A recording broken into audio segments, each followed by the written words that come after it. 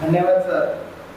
यानंतर माननीय श्री डॉक्टर आदर्श भगत साहेब, अध्यक्ष डॉक्टर असोसिएशन आयुष हिंगणघाट यांनी यावेळी पैगंबराच्या जीवनावर प्रकाश टाकावा अशी मी त्यांना विनंती करतो।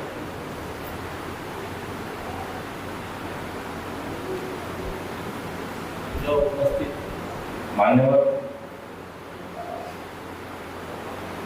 प्राध्यापक साहेब, महाग महाराज साहेब, बार असोसिएशनचे अध्यक्ष ॲडव्होकेट संदीप देवगुरकर साहेब, पत्रकार संघाचे अध्यक्ष मंगेश भाऊ वणीकर साहेब, रोटरी क्लबचे अध्यक्ष मान्यवर चंदानी साहेब, आज मला या कार्यक्रमाला मार्गदर्शन करण्यासाठी सांगितले। माझ्याकडून कदाचित शक्य नाही, कारण मंचावर आणि मंचावर माझ्या समोर माझे सगळेच मार्गदर्शक आहेत आणि मार्गदर्शनात मी काय मार्गदर्शन करणार। आणि अशा व्यक्तिमत्व ज्याच्या नावामध्येच पैगंबर आहे। पैगंबर मी एक अर्थ तुम्हाला सांगतो, जे मला वाटत आहे मी त्या सांगतो, कदाचित मी तर राहू शकतो। एक पैगाम घेऊन येणार आहे, ज्यांनी अल्लाहचा पैगाम आणलाय आणि म्हणून मोहम्मद साहेबांना मोहम्मद पैगंबर असा म्हटलं असेल असं मला असं वाटतं। त्यांच्यावर योगेंद्र साहेबांनी, कडू साहेबांनी आणि मंगेश दादा वणीकर साहेबांनी बरंच काही सांगितलं। त्यांच्यावर काय सांगायचं आणि त्यांचं काय बोलायचं यासाठी सगळ्यापासून थोडी धडपड सुरू होती, कारण का एवढं थोर व्यक्तिमत्व या पृथ्वीवर आले होते, ज्यांनी अल्लाहचा पैगाम घेऊन आले होते। ते पैगाम तुम्हा आम्हा सगळ्यांना मी कसं सांगावं हे माझ्या समोर तुम्हाला आव्हान होतं। प्रयत्न केलं, पण त्या थोड्या छोट्या शब्दामध्ये किंवा छोटीशी माहिती मी तुमच्यापर्यंत जे पोहोचू शकतो त्याच्यावर चर्चा करेन। 570 या इसवी सन मध्ये त्यांचा जन्म झाला। अगदी 6 वर्षाच्या आईमध्ये आई वडिलांनी ते सोडून गेले, ते अनाथ झाले। त्याच्यानंतर त्यांचे काका काकू यांनी त्यांचं पालन पोषण केलं। त्यानंतर त्यांनी एक हिरा पर्वत अशी गुहा होती, त्या गुफेमध्ये ते बरेचदा रात्री अपरात्री समाधीस्थ राहायचे किंवा प्रार्थना करायचे। आणि त्यावेळेस त्यांचं आयुष्य एक 40 वर्षाचं असावं आणि त्यावेळेस जिब्रील त्यांच्या समोर प्रकट झाले।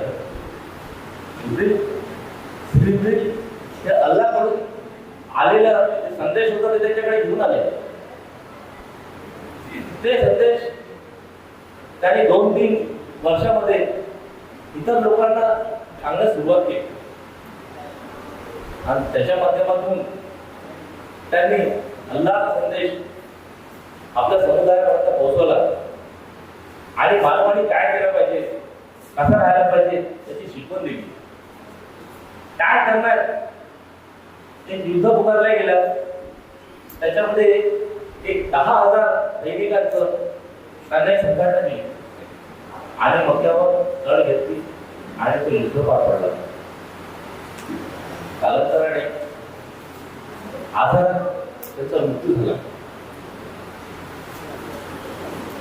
हा एवढा थोर व्यक्तिमत्व ज्यांना मोहम्मद पैगंबर होते, ते अल्लाहचा पैगाम घेऊन आले। ते पैगाम लोकांमध्ये, मानवामध्ये ते सर्वत्र त्यांनी कसं टाकावं, कशी राखावं हे कुराणमधून त्यांनी समजवलं। ती माहिती आपणास सगळ्यांपर्यंत पोहोचली पाहिजे, म्हणून त्यांचा या महिन्यात जन्मदिवस होऊन गेलं. त्याला ईद म्हणून सगळं मुस्लिम बांधवांनी साजरा केला. त्याच माध्यमातून आजचा कार्यक्रम हा ठेवण्यात आला. हा कार्यक्रम नसता तर आपण एकत्र नसतो आलो. आज एकत्र नसतो आलो आणि त्यांच्या विषयावर जे आपण बोलत आहोत ते बोलता आले नसते.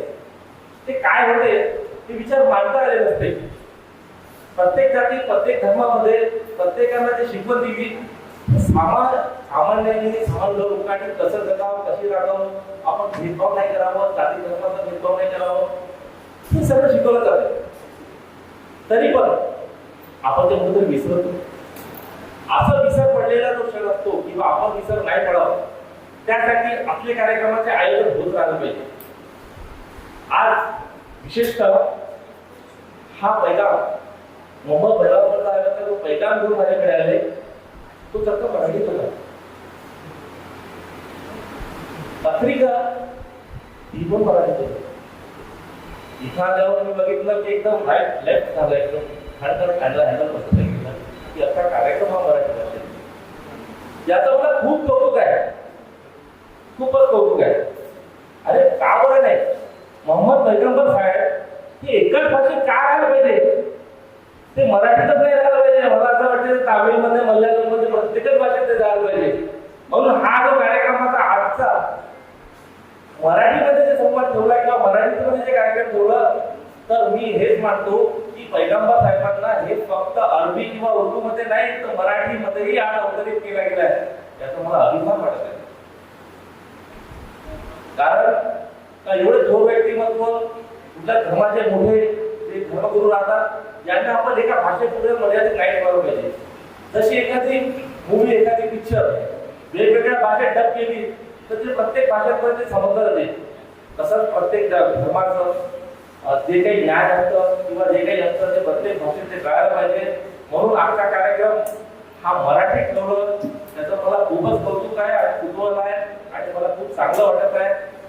माझ्या मार्गदर्शनामध्ये किंवा मोहम्मद पैगंबर साहेबांच्या जे काही इथे सादर केलं तुमच्यासमोर त्याच्यामध्ये काही माझ्याकडनं चुका झाल्या असेल किंवा मी जर तुमच्याकडे योग्य सांगितलं नसेल तर मी माफी मागेन. आणि आज आपण मोहम्मद पैगंबर साहेबांचा जो जन्मदिवस होऊन गेला त्याला पण आपण छानपणे साजरा करत आहोत. त्यासाठी या संघटनेचा मी खूप खूप आभारी आहे आणि मला इथे बोलायची संधी दिली आणि माझे मार्गदर्शक मंचावर आहे आणि तुम्ही सगळे उपस्थित पण आभार आहोत की मला तुम्ही ऐकून घेतलं. एवढं करून माझे मन शुद्ध.